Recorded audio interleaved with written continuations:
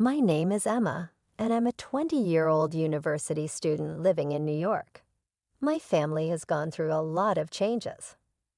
My parents got divorced when I was 14, and since then, I've lived with my mom. Things got even harder last year when my dad, who I was very close to, passed away from cancer. He left me a lot of money in his will, but I could only get it when I turned 20. This year, I finally reached that age, and then something surprising happened. One afternoon, my stepdad Justin, who is in his mid-30s and has been married to my mom for the last 6 years, asked to talk to me. Our relationship has always been a bit tense. I try to keep things peaceful, but he's not always been nice to me. He started the conversation with a serious topic. He suggested that I give the money my dad left me to my stepbrother Michael to help with his college expenses. According to Justin, Michael needed the money more for his education, and he thought it was only fair that I help out. I was shocked by his request. The idea of giving away the money my dad left for me felt wrong. I tried to explain to Justin that this inheritance was something my dad wanted me to have for my future, but Justin didn't agree. He insisted that I didn't need the money and that Michael's needs were more important. Despite his pressure, I stood my ground. I calmly explained to Justin that my decision wasn't about disrespect. It was about honoring my dad's wishes and keeping my personal boundaries. Justin got very upset and tried to intimidate me, but I remained firm in my decision. It was a tough conversation, but it was important for me to stand up for what I felt was right.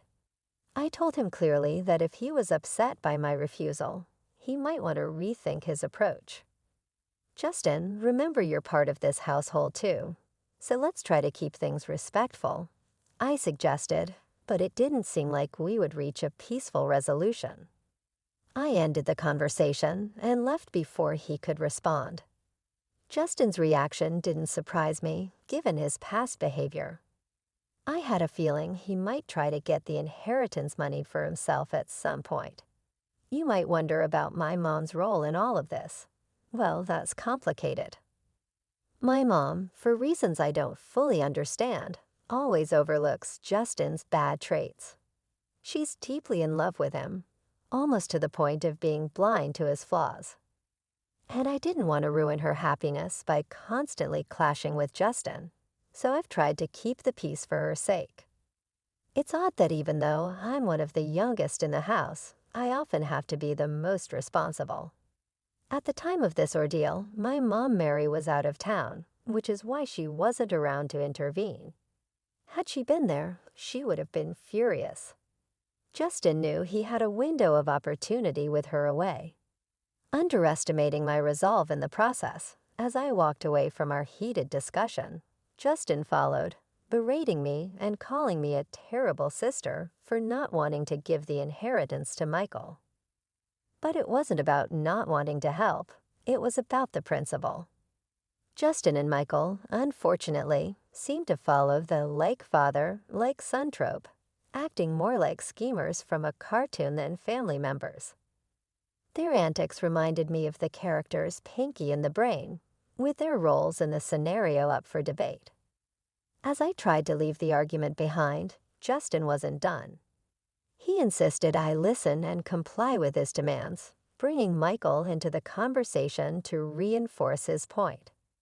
Michael sleepily joined in, confused about the details, until Justin prompted him about the supposed important reason behind their demand for the money.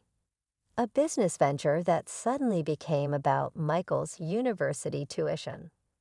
Their story was inconsistent, with Justin scrambling to justify their claim to my inheritance. First mentioning a business, then switching to tuition, it was clear their motives were murky at best, relying on manipulation rather than any real need or right to the money my dad left me. I just woke up, so I'm a bit foggy, Michael mumbled, trying to piece together his story. Right, the university I've been thinking about going to. And I need the money for that. So yeah, I need it. His attempt to claim the inheritance for his education wasn't very convincing. I couldn't help but firmly say no, which sparked protests from both him and Justin. "Why not, Emma? He's clear about what he wants," Justin pressed, insisting that they deserve the money. "We'll just have to see about that," I replied, feeling the tension in the air. Justin's usual antics were harmless, but this new scheme to manipulate me out of my inheritance showed a selfish and immature side of him. I decided not to tell my mom right away, wanting to deal with the situation myself, especially after learning more about their questionable intentions. "Emma, stop being childish. It's time to act like an adult and do what's right," Justin lectured, suggesting that giving away my inheritance was the mature thing to do. His reasoning didn't make much sense to me. "And what, Justin, the right thing is to give away my inheritance just because you say so," I argued. His insistence on keeping this from my mom made me even more suspicious. Why shouldn't I tell her? She deserves to know what's going on in her own house. Justin's urgency to keep my mom out of it, along with his unusually stern attitude, made me even more determined. Something wasn't adding up, especially with the supposed business venture Michael mentioned earlier. It was clear they underestimated my awareness of their tactics, and Justin's resistance to involving my mom raised a big red flag. At the first chance I got, I decided to talk to my mom. "Hey Mom, how's everything going?" I started, trying to gauge her mood. "I'm doing okay, dear. What about you?" she replied. I hesitated, knowing what I was about to say might cause some trouble. "Not so good, Mom. There's something going on with Justin and Michael, Justin especially. He's been acting really weird." My mom tried to calm me down, telling me not to worry too much. "Oh, Emma, don't let your mind run wild." But it was too late to stop my suspicions. Everything seemed to point to something more than just a misunderstanding or me being paranoid. Even though my mom was hesitant to believe anything bad about Justin, I kept going, determined to make her see what was really going on. "Mom, I understand you have feelings for him, but Justin went too far. He didn't just ask for the inheritance money. He demanded it for Michael, saying it was for education. There's something not right about all this, and he even got aggressive when I mentioned telling you." I explained, my determination growing despite her doubts. My mom hesitated, torn between her emotions and troubling accusations against the man she cared about. "I'm having a hard time believing this, Emma. I think we need more proof to understand what's going on," she said. "Don't worry, Mom. I'll find the evidence we needed." I reassured her even though she wasn't fully convinced. I couldn't shake the feeling that Justin had somehow manipulated her, but I knew I needed solid proof to expose his true intentions. That night, I searched the family computer for any clues about Justin's behavior. Luck was on my side when I found his email account open. What I discovered was shocking. Emails between Justin and a woman named Martha revealed a web of deceit. These messages hinted strongly at an affair, but what caught my attention was their discussions about plans for divorce and a future together fueled by money from a shady business venture. Armed with this information and determined to learn more, I decided to talk to Michael, hoping he might accidentally reveal more about their plans. I started a casual conversation with him, secretly recording our exchange on my phone. "Hey, Michael," I greeted him, pretending to be cheerful. "Hi, Emma," he replied, sounding happy. "You seem in a good mood today. Why not?" "It's a beautiful day," I said, steering the conversation to find out more about Justin's plans and how they were affecting my family. I approached Michael with curiosity, pretending to consider the request for the inheritance money. "I've been thinking about what you and Justin said. I'm actually thinking about giving you the money for your college." I told him, watching his reaction carefully. "Really? That's great. I'll tell him right away," Michael said, sounding excited. "Wait, not so fast. Before we do anything, I need to be sure of something. This money is strictly for your college fees, right?" I asked, trying to see if he was being honest. "Yes, definitely for my college tuition." Michael stuttered a bit, sounding a bit unsure. "And you're certain about that? What about Martha? Is she involved in this too?" I pressed, mentioning the name I had found in Justin's emails. "Martha? Who's Martha?" Michael stumbled, confusion evident on his face. "Oh, she's a student advisor at the college," he quickly improvised, but it didn't quite ring true. Unbeknownst to us, Justin had entered the room silently, his presence intimidating. "I don't appreciate you interrogating my son like this," he interjected, his tone stern. "I was just asking about where the money is going. If I'm considering giving it away, I want to make sure it's being used properly," I explained, trying to stay calm. Justin's response was sharp. "Once you give money away, it's no longer your concern. It's not up to you anymore," he stated, following it up with a threat. "You're not just thinking about giving us the money. You will give it to us, or you'll find yourself out of this house." Michael looked just as shocked as I felt by his father's sudden escalation. "Dad, this isn't what we talked about," he started, but Justin cut him off, asserting his authority and threatening to kick me out if I didn't do as he said. I chose to stay silent, retreating to my room while recording the entire confrontation. Justin had no idea that his true colors were being recorded. Once I was safe in my room, I gathered all the evidence I had against him. It felt like I was a detective in one of those crime shows, piecing together the puzzle. I had audio recordings and email screenshots, all pointing to Justin's deceitful behavior and his affair with Martha.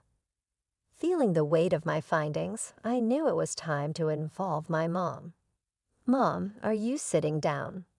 I have something important to tell you, and it's not easy," I said, preparing her for what I was about to reveal. Breaking the news to my mom was difficult. I started by telling her about the unsettling discoveries I had made.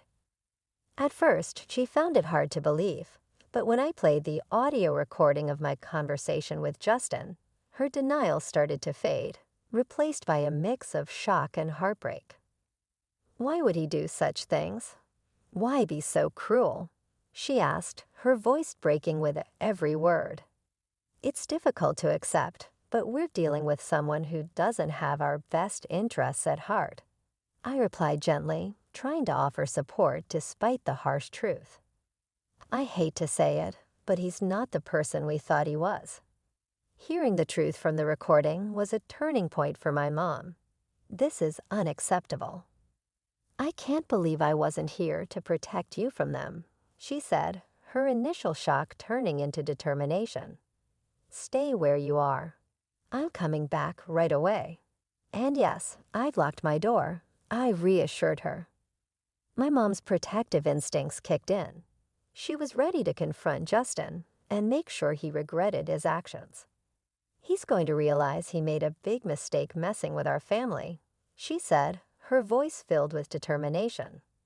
When she arrived, it was a moment of mixed emotions. We hugged tightly, sharing tears over the betrayal and the tough decisions ahead. But there was also a sense of relief and unity. Together, we spent hours planning, ready to face the situation as a team. In the days that followed, Justin was puzzled by my mom's sudden return and her cold attitude towards him. He tried to act cheerful, probably hoping to charm his way out of any trouble, but my mom saw right through him. She wasn't swayed by his act and was preparing to take action.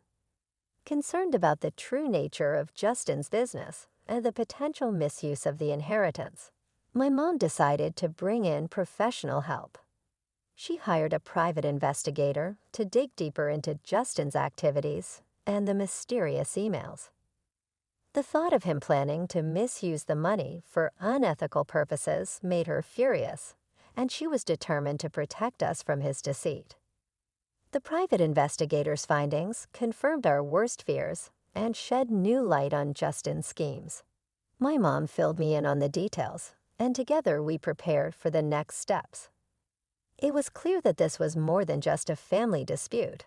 It was about standing up against manipulation and ensuring justice was served. The atmosphere in the room was tense, a mix of disbelief and determination hanging between us. Justin's usual confidence seemed to waver under the weight of our accusations, his eyes darting around as if searching for a way out of our confrontation. "You don't know what you're talking about. This is absurd." Justin tried to deflect, but his voice lacked its usual assertiveness. It was evident that the tables had turned and the power he once held was slipping away. Caught in the middle of this familial turmoil, Michael looked from his father to us, his expression a mix of confusion and realization. Perhaps for the first time, he began to see his father for who he truly was, a revelation that seemed to shake him to his core. My mom, with a determined look fixed on Justin, stepped forward. "Not only do we understand, but we have proof. Emails, recordings. You've been planning to launder money through a laundromat, and you've involved yourself with a known criminal. Martha's record speaks volumes, and your plans for this business are crystal clear." Justin's attempts to maintain innocence were crumbling fast. "You have no idea what you're getting into. This is my business, my life. You can't just barge in. But we can, and we are." I interjected, supporting my mom's stance. "This isn't just about your business, Justin. This is about our lives, our safety. You've brought danger and illegality into our home, and we won't stand by and watch you destroy everything for your own selfish gains." The evidence was undeniable. The audio recordings of Justin's and Michael's conversations, the emails outlining their plans, and now their own admissions made it impossible for Justin to deny any longer. The camera in my hands, still rolling, captured every word, ensuring there was no way out for him. "You think you're clever recording this?" Justin sneered, his composure cracking further. "You may think you've won, but we don't think we've won, Justin. We know we have." My mom cut him off, her voice strong and unwavering. "What you've done is not only morally wrong, but also illegal. You've injured this family, exploited my trust, and now you're going to face the consequences." As the confrontation reached its peak, Michael finally spoke up, his voice barely above a whisper. "Dad, how could you?" It was a question heavy with betrayal and disillusionment, aimed at the man he had once looked up to. The room fell silent, the weight of the situation settling in. Justin, stripped of his usual confidence, seemed to shrink before us. It was clear the charade was over. My mom's next steps were evident: legal action, separation, and ensuring the safety and security of our family. As we left Justin to grapple with the consequences of his actions, my mom and I knew the road ahead would be tough. But armed with the truth and evidence, we were ready to face whatever came next together. The veil of deceit had been lifted, revealing a newfound strength and unity between us, ready to rebuild and move forward. "I don't know what you're implying. Why don't we call Martha? Maybe she can clarify things." Justin attempted to deflect, his panic thinly veiled. "You think you have it all figured out. Martha is just a friend," he added, but his confidence was rapidly fading. "The compromising picture we found tells a different story," I countered, my voice steady despite the turmoil inside me. "And seriously, who uses email for affairs these days? It's incredibly reckless," Justin, visibly flustered, retorted. "You went through my personal stuff. That's outrageous." "No, just what's outrageous is you," my mom interjected, her voice filled with indignation. "How dare you threaten my daughter over money that rightfully belongs to her?" How dare you try to evict her from her own home? Your actions are indefensible. How dare you involve your son in your reckless plans, putting him at risk? And your audacity to plant illegal ventures with money is unforgivable. Now, when it's time to face the consequences, you suddenly fall silent. She continued, her words sharp and slicing through the tension in the air.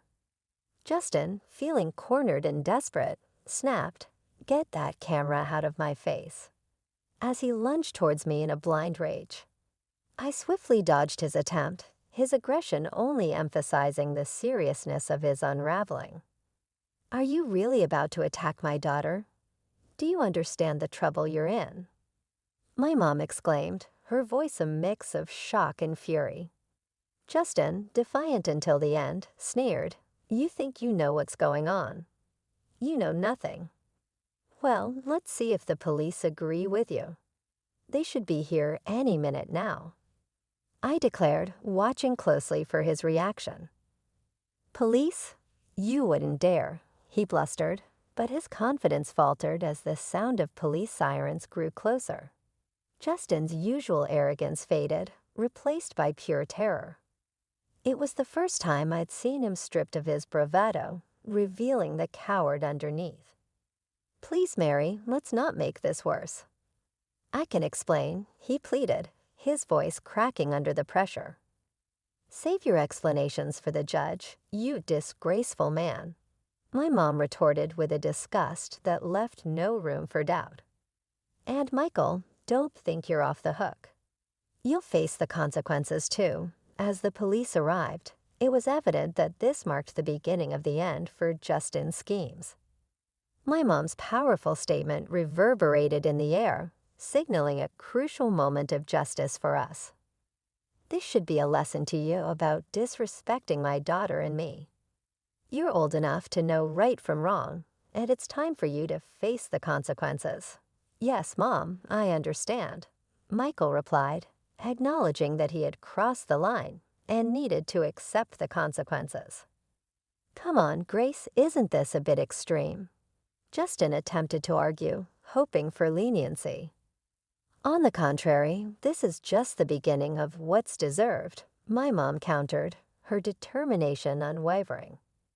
"Emma, how's our live stream going?" she asked, adding a modern twist to ensure that justice was visible to all. "We have over 5,000 viewers tuning in. This is making an impact," I informed her, amazed at the digital audience we had attracted. And just to be perfectly clear, my mom addressed Justin indirectly, her voice firm and steady. "I want a divorce." "Yes, you heard it right," she declared, ensuring the live stream captured every word. The fallout from the live stream was immense. The drama unfolded in real time for over 5,000 witnesses, and the story quickly spread to local newspapers and tabloids. Being at the center of this whirlwind was surreal, witnessing the swift downfall of Justin, my soon-to-be ex-stepfather, and the complicit Michael. The satisfaction of seeing justice served was palpable. Justin's world crumbled as he lost his job, friends, and even the support of some family members who chose to distance themselves. Facing serious charges, his future hung in the balance, with the possibility of spending up to 20 years behind bars if found guilty. Martha, his partner in crime, was also discovered by the police, facing similar charges and an uncertain future. Throughout the turmoil, my mom and I found strength in each other. Our bond deepened as we navigated through the chaos, emerging stronger on the other side. Weekends became our time to relax on the patio, drinks in hand, reflecting on the absurdity and cruelty of Justin's actions. It was a period of healing and reaffirmation for both of us. "Good riddance," we toasted, sharing a sense of relief and closure. Good riddance indeed.